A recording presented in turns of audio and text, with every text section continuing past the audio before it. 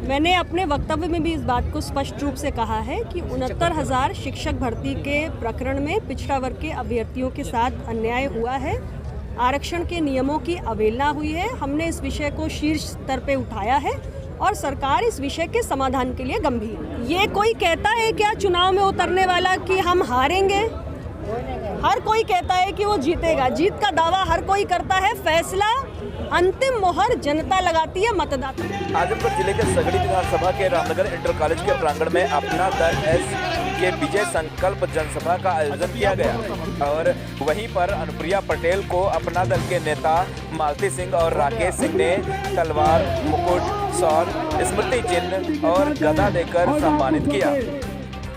Bharatiya Janata party के साथ हमने 3 चुनाव लड़े हैं, 2014 का, 2017 का, 2019 का, और फिलहाल हमारी चर्चा सीटों के डिस्ट्रीब्यूशन पे जारी है। मैंने अपने वक्तव्य में भी इस बात को स्पष्ट रूप से कहा है कि 69,000 शिक्षक भर्ती के प्रकरण में पिछड़ा वर्ग के अभ्यर्थियों के साथ अन्याय हुआ है, आरक्षण के नियमों की अवहेलना हुई है। हमने इस विषय को शीर्ष स्तर पे उठाया है और सरकार इस विषय के समाधान के लिए गंभीर है। मैडम, कितना सीट आप लेंगी, कितना सीट अपना लेंगी? सीटों के डिस्ट्रीब्यूशन पे चर्चा अभी चल रही है।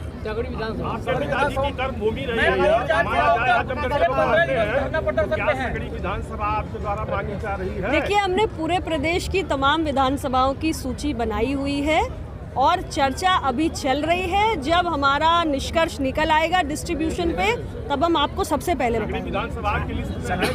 बहुत अच्छी विधानसभा है। सही चर्चा में आ रहा है मैम, चर्चा में आ रहा है कि सगड़ी विधानसभा की सीट के लिए आप सरकार समाधान निकालने में लगी है। मैडम, सुनने में आ रहा है कि सगड़ी विधानसभा आप लेने जा रही हैं अपने प्रत्याशी के लिए। मेरा बस चले तो मैं सब ले लूँ। किस प्रत्याशी को घोषित करेंगी मैडम? अरे अभी तो सीट ही क्लियर नहीं है, प्रत्याशी कहाँ से बता दूं। और हमारी पार्टी के अंदर किसी भी विधानसभा क्षेत्र या लोकसभा क्षेत्र से प्रत्याशी के चयन का एक वेल स्टैब्लिश्ड प्रोसेस है, उसका पालन करके ही हमारे यहाँ प्रत्याशियों का चयन किया जाता है। समाजवादी पार्टी छोटे छोटे दलों से समझौता किया है और वो कह रहे हैं कि हम उत्तर प्रदेश जीतेंगे। ये कोई कहता है क्या चुनाव में उतरने वाला कि हम हारेंगे? हर कोई कहता है कि वो जीतेगा। जीत का दावा हर कोई करता है, फैसला अंतिम मोहर जनता लगाती है, मतदाता लगाते हैं। मैडम, आप महिला हैं, महिलाओं के लिए कोई विशेष प्लान आपकी तरफ से आपकी पार्टी में?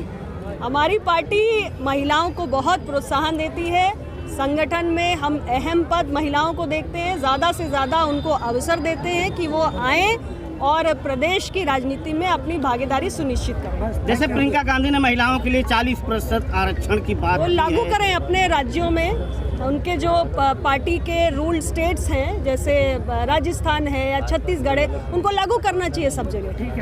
विजय संकल्प जनसभा की मुख्य अतिथि केंद्रीय और राज्य मंत्री अनुप्रिया पटेल भारत ने मंच पर उपस्थित पदाधिकारी व कार्यकर्ताओं का स्वागत करते हुए डॉक्टर सुनाईलाल पटेल, डॉक्टर भीमराव अंबेडकर और ज्योतिबा फूले की प्रतिमा पर पुष्प अर्पित कर कार्यक्रम का शुभारंभ किया। जनसभा को संबोधित करते हुए केंद्रीय राज्य मंत्री ने कहा कि 1857 के महानायक क्रांतिकारी राजा जयराज की तपोभूमि पर आकर मैं धन्य हो गई हूँ।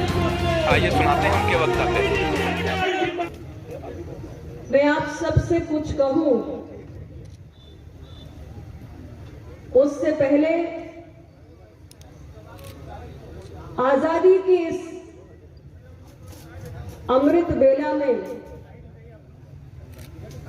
स्मरण करना चाहती हूं 1857 की क्रांति के महानायक,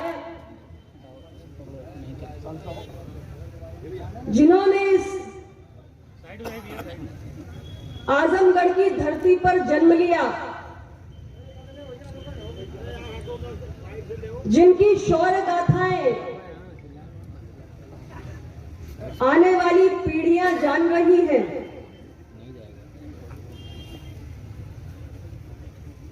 क्रांतिकारी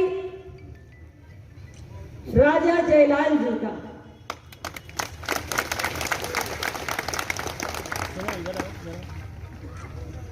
जिनकी इस धरती का स्पर्श मात्र प्राप्त करना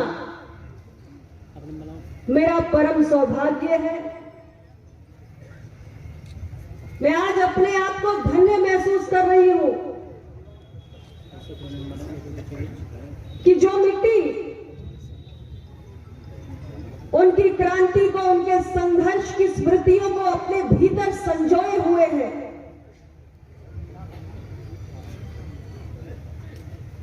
वहां आने का मुझे यह अवसर प्राप्त हुआ है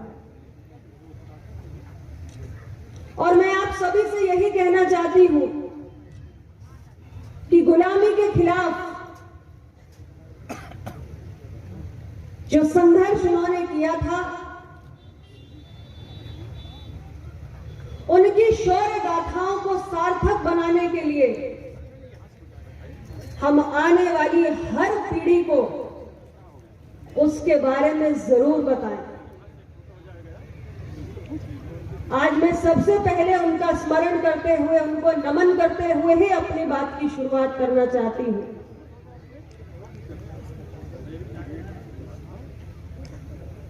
अखंड राष्ट्र के शिल्पी, भारत रत्न लौह पुरुष सरदार वल्लभ भाई पटेल, संविधान निर्माता बाबा साहेब अम्बेडकर,